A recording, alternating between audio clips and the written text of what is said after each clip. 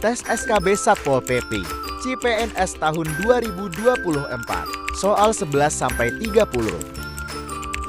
Soal nomor 11 dalam menjalankan tugasnya sesuai dengan Permendagri 121 tahun 2018, tindakan Satpol PP yang paling efektif untuk menciptakan lingkungan aman dan nyaman adalah A. Mengoptimalkan program pendidikan dan penyuluhan bagi masyarakat. B. Mengutamakan pendekatan humanis dalam penanganan konflik. C. Melibatkan masyarakat dalam kegiatan patroli dan keamanan lingkungan. D. Menggunakan teknologi untuk pemantauan wilayah secara real time. I. Melakukan pendataan dan pemetaan terhadap area rawan gangguan ketertiban. Tuliskan dan cocokkan jawabanmu.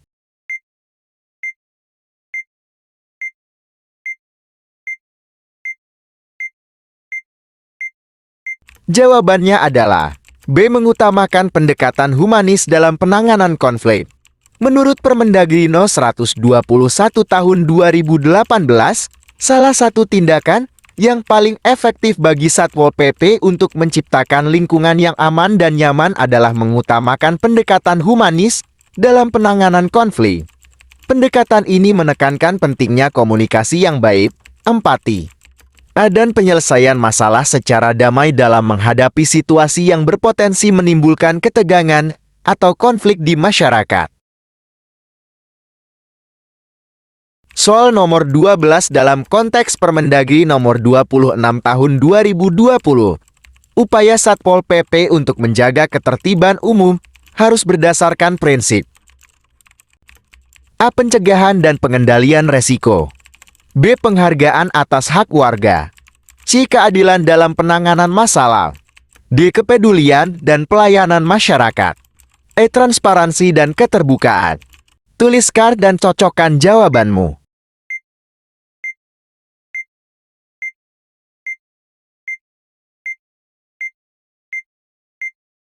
Jawabannya adalah C. Keadilan dalam penanganan masalah.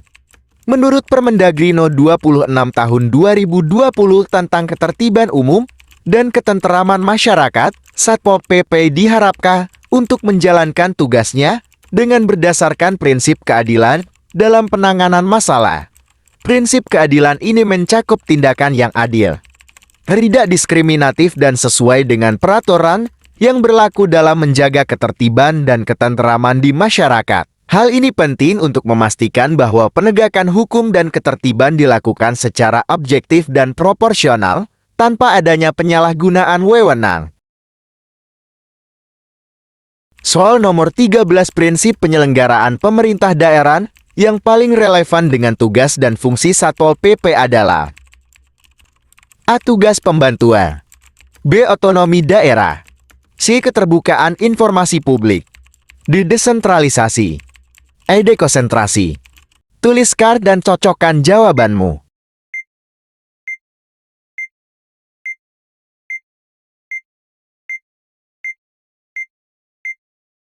Jawabannya adalah B. Otonomi daerah.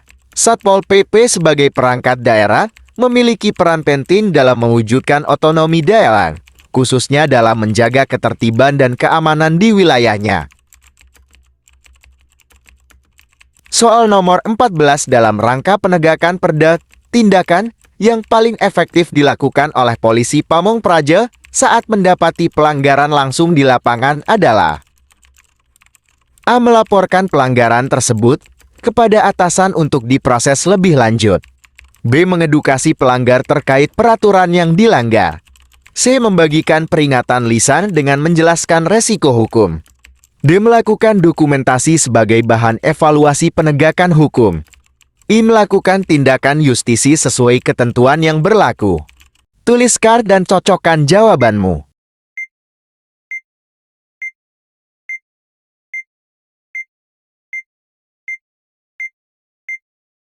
Jawabannya adalah I. Melakukan tindakan justisi sesuai ketentuan yang berlaku. Tindakan justisi merujuk pada tindakan yang dilakukan oleh aparat penegak peraturan daerah Perda untuk menegakkan aturan hukum secara langsung di lapangan. Polisi Pamong Praja Satpol PP memiliki kewenangan untuk mengambil tindakan langsung, seperti memberikan sanksi atau denda sesuai dengan ketentuan perda yang berlaku saat mendapati pelanggaran. Ini merupakan langkah yang lebih efektif dibandingkan hanya melaporkan atau memberikan peringatan tanpa melakukan tindakan yang sesuai dengan hukum. Soal nomor 15 berdasarkan Permendagri nomor 121 tahun 2018, peningkatan kualitas sumber daya manusia Satpol PP dapat dilakukan melalui A. Pendidikan yang berorientasi pada teori hukum saja. B. Pengembangan kompetensi yang relevan dengan tugas dan fungsi Satpol PP. C. Pemberian insentif yang berlebihan kepada personel. D. Rekrutmen berdasarkan nepotisme. E. Pelatihan yang hanya berfokus pada keterampilan fisik. Tuliskan dan cocokkan jawabanmu.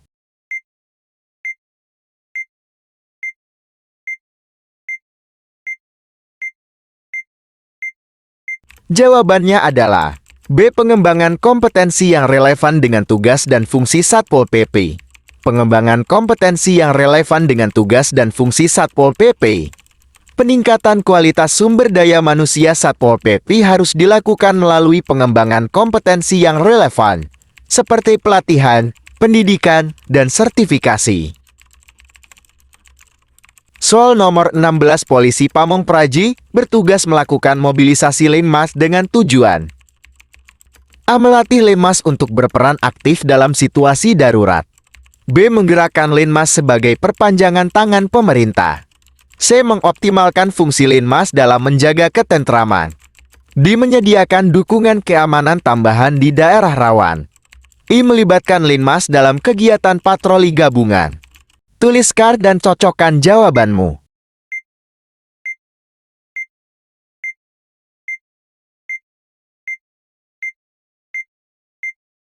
Jawabannya adalah B. Menggerakkan Linmas sebagai perpanjangan tangan pemerintah. Satpol PP bertugas untuk menggerakkan Linmas Perlindungan Masyarakat sebagai perpanjangan tangan pemerintah dalam menjaga ketertiban dan keamanan masyarakat. Linmas berperan dalam berbagai kegiatan ketertiban umum, mulai dari pengamanan acara publik, patroli hingga membantu dalam situasi darurat. Mobilisasi Linmas ini bertujuan untuk memperkuat penegakan ketertiban di masyarakat dengan melibatkan elemen masyarakat secara langsung. Soal nomor 17, dalam melaksanakan tugas penegakan perda, seorang anggota Satpol PP harus mengedepankan prinsip A. Kekerasan. B. Humanisme. C. Diskriminasi. D. Individualisme.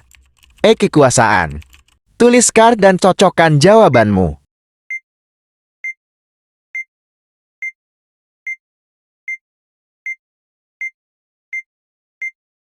Jawabannya adalah B. Humanisme. Humanisme adalah prinsip menekankan pada nilai-nilai kemanusiaan seperti empati, keadilan, dan penghormatan terhadap hak asasi manusia. Seorang anggota Satpol PP yang humanis akan menjalankan tugasnya dengan cara yang sopan, santun, dan tidak semena-mena.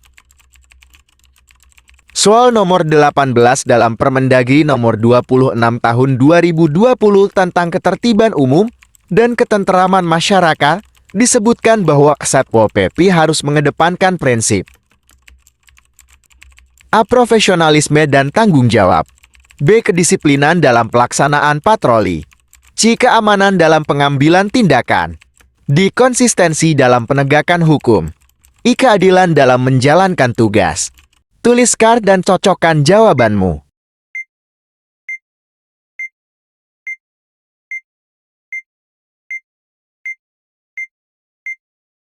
Jawabannya adalah A. Profesionalisme dan tanggung jawab. Dalam Permendagri nomor 26 tahun 2020 tentang ketertiban umum dan ketenteraman masyarakat, salah satu prinsip yang harus dijunjung tinggi oleh Satpol PP dalam menjalankan tugasnya adalah profesionalisme dan tanggung jawab. Prinsip ini menekankan pentingnya anggota Satpol PP dalam melaksanakan tugas dengan kemampuan yang baik, sesuai dengan standar yang ditetapkan, dan selalu bertanggung jawab atas setiap tindakan yang diambil dalam rangka menjaga ketertiban dan ketenteraman masyarakat. Soal nomor 19 dalam rangka meningkatkan pembinaan teknis operasional Satpol PP, pemerintah daerah dapat melakukan berbagai upaya, kecuali A. Menyediakan sarana dan prasarana yang memadai. B. Memberikan penghargaan kepada anggota yang berprestasi. C. Mengadakan pelatihan secara berkala. D. Memberikan tugas tambahan kepada anggota Satpol PP. E. Mengadakan studi banding ke daerah lain. Tuliskan dan cocokkan jawabanmu.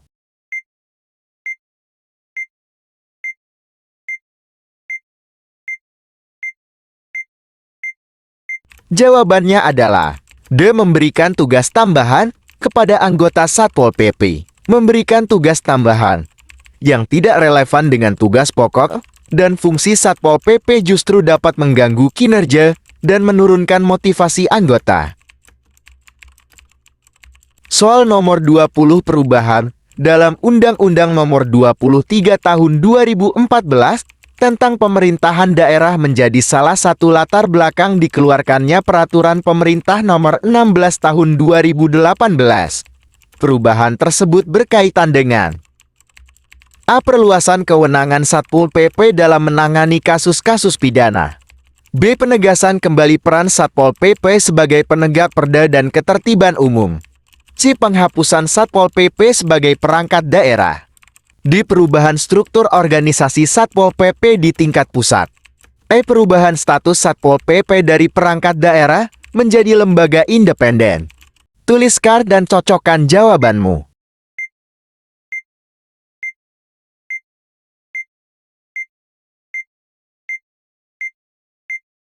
Jawabannya adalah B. Penegasan kembali peran Satpol PP sebagai penegak perda dan ketertiban umum.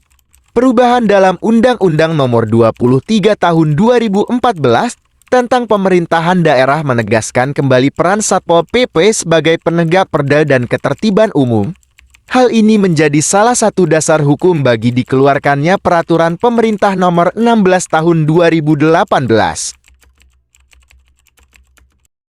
Soal nomor 21 pengawalan dalam kegiatan ketertiban umum diperlukan saat A. Melakukan pengawasan di kawasan keramaian. B. Melakukan tindakan preventif terhadap ancaman keamanan. C. Mengidentifikasi titik rawan konflik. D. Menjamin keamanan warga dalam acara publik. E. Mengawal pejabat penting yang mengunjungi lokasi publik. Tuliskan dan cocokkan jawabanmu.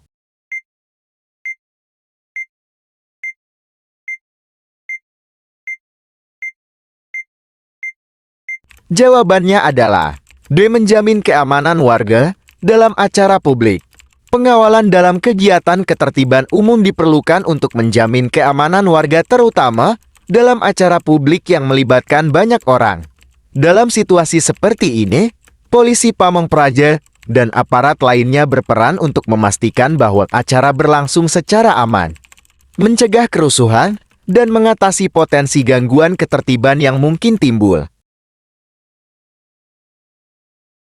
Soal nomor 22 Peraturan Pemerintah Nomor 2 Tahun 2018 mengatur tentang standar penerapan minimal untuk Satpol PP. Standar ini diadakan untuk A. Memberikan panduan untuk pelaksanaan tugas yang tepat sasaran. B. Menjamin keterpaduan antara peraturan pusat dan daerah. C. Menetapkan tolak ukur keberhasilan operasi Satpol PP di berbagai daerah. D. Mendukung pemberdayaan masyarakat dalam menjaga ketertiban. E. Memastikan efisiensi dan efektivitas dalam pelaksanaan tugas Satpol PP. Tuliskan dan cocokkan jawabanmu.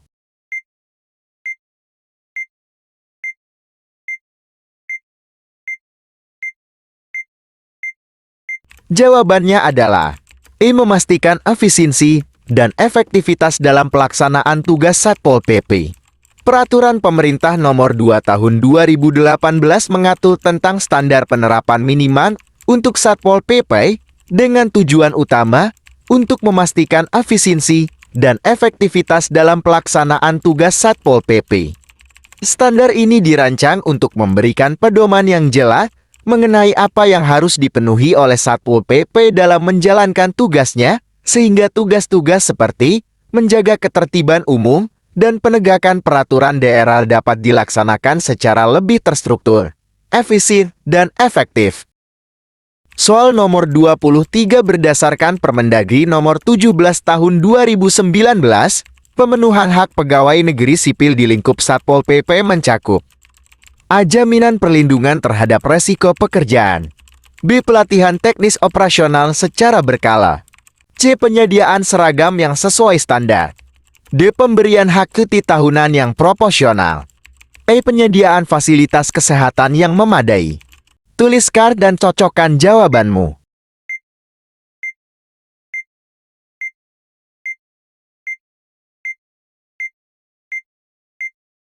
Jawabannya adalah A. Jaminan perlindungan terhadap resiko pekerjaan. Berdasarkan Permendagri nomor 17 tahun 2019, pemenuhan hak pegawai negeri sipil di lingkup Satpol PP adalah jaminan perlindungan terhadap resiko pekerjaan sebagai bagian dari tugasnya yang melibatkan penegakan hukum dan penertiban. Anggota Satpol PP menghadapi resiko tertentu seperti dalam situasi penegakan ketertiban yang bisa berhubungan dengan kerusuhan atau bentrokan. Oleh karena itu, perlindungan terhadap resiko pekerjaan adalah hak yang diatur untuk memastikan keselamatan dan kesejahteraan para pegawai negeri sipil yang bekerja di Satpol PP.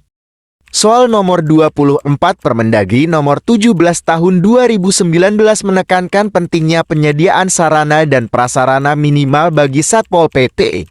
Tujuan utama dari penyediaan sarana dan prasarana tersebut adalah untuk A. Meningkatkan jumlah anggota Satpol PP, B. Menarik minat masyarakat untuk bergabung dengan Satpol PP, C. Meningkatkan citra Satpol PP di mata masyarakat, D. Mempermudah pengawasan terhadap kinerja Satpol PP, I. Mendukung pelaksanaan tugas dan fungsi Satpol PP secara efektif dan efisien. Tuliskan dan cocokkan jawabanmu.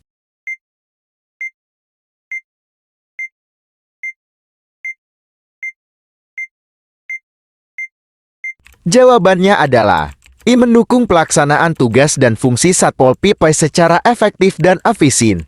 Sarana dan prasarana yang memadai akan mendukung anggota Satpol PP dalam melaksanakan tugas-tugasnya di lapangan, sehingga dapat meningkatkan efektivitas dan efisiensi kinerja mereka.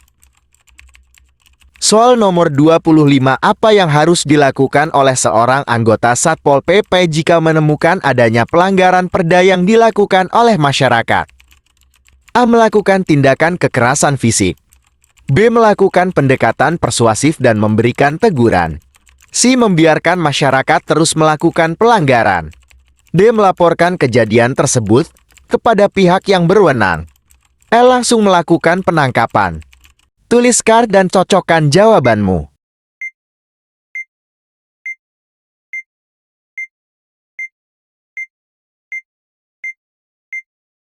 Jawabannya adalah B. Melakukan pendekatan persuasif dan memberikan teguran. Pendekatan persuasif adalah dengan cara ini lebih humanis dan efektif dalam memberikan pemahaman kepada masyarakat tentang pentingnya menaati peraturan. Memberikan teguran dapat menjadi peringatan agar pelanggaran terulang kembali.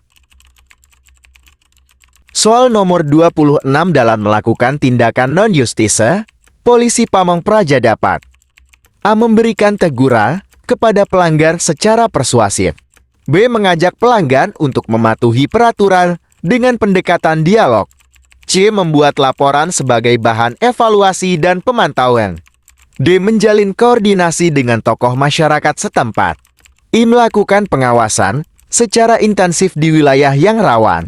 Tuliskan dan cocokkan jawabanmu.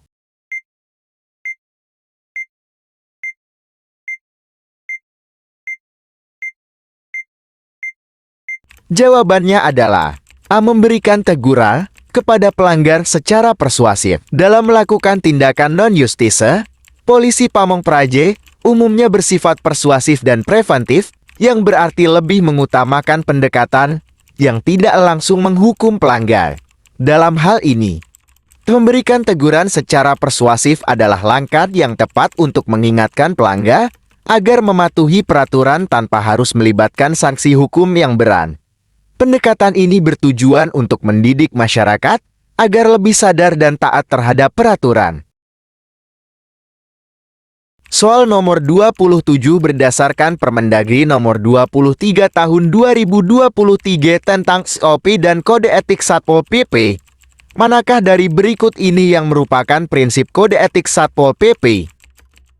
A. Berperilaku adil dan tidak diskriminatif terhadap masyarakat. B. Menjalin kerjasama dengan pihak terkait secara transparan. C. Mengutamakan kepentingan umum di atas kepentingan pribadi. D. Menjunjung tinggi integritas dan kejujuran dalam bertugas. I. Melakukan tindakan dengan profesional dan sesuai prosedur. Tuliskan dan cocokkan jawabanmu.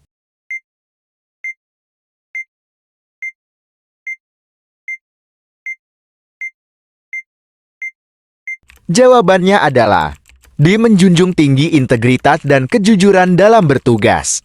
Berdasarkan Permendagri nomor 23 tahun 2023 tentang SOP dan Kode Etik Satpol PP, salah satu prinsip utama dari Kode Etik Satpol PP adalah menjunjung tinggi integritas dan kejujuran dalam bertugas. Hal ini mencakup pentingnya bertindak dengan kejujuran, moralitas yang tinggi, dan tidak melakukan tindakan yang bertentangan dengan etika dan hukum saat menjalankan tugasnya. Soal nomor 28 berdasarkan Undang-Undang nomor 23 tahun 2014 tentang pemerintahan daerah.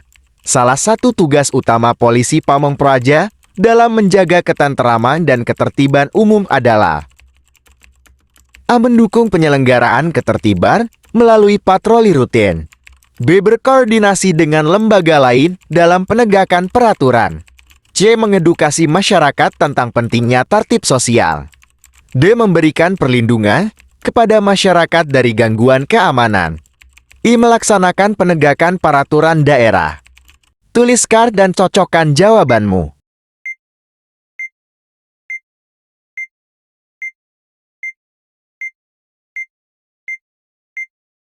Jawabannya adalah I. Melaksanakan penegakan peraturan daerah.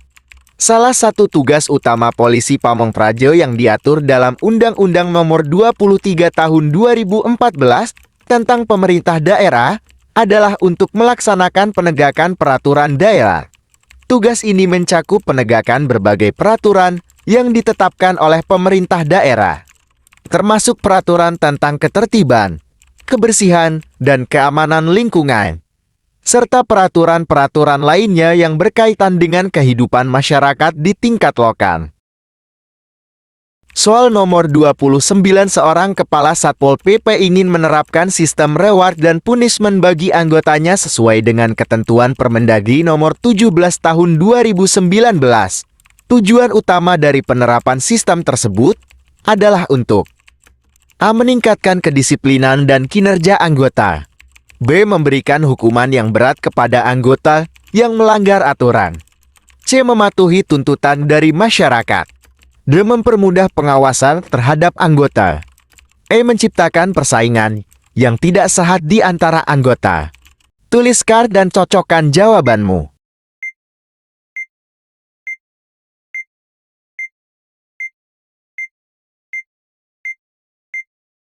Jawabannya adalah A. Meningkatkan kedisiplinan dan kinerja anggota. Sistem reward dan punishment yang adil dan transparan dapat menjadi motivasi bagi anggota untuk meningkatkan kinerja dan disiplin mereka. Soal nomor 30, apa yang akan terjadi jika seorang anggota Satpol PP terbukti melanggar kode etik? A. Mendapatkan penghargaan. B. Diberikan sanksi disiplin. C. Dipromosikan ke jabatan yang lebih tinggi. D. Tidak ada konsekuensi apapun. E. Mendapat kenaikan pangkat. Tuliskan dan cocokkan jawabanmu.